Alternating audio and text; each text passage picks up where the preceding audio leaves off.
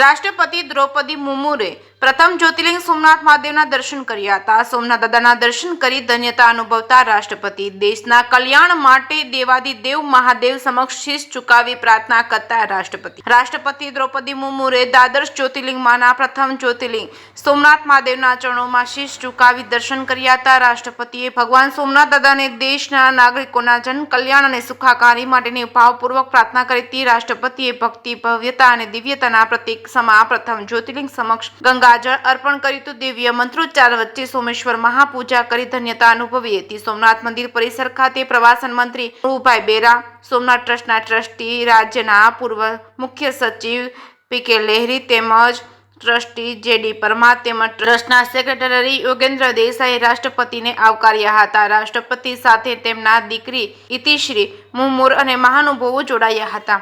જે કે સિંહ ગુજરાતી સાથે મહેશ વાજા, સોમનાથ।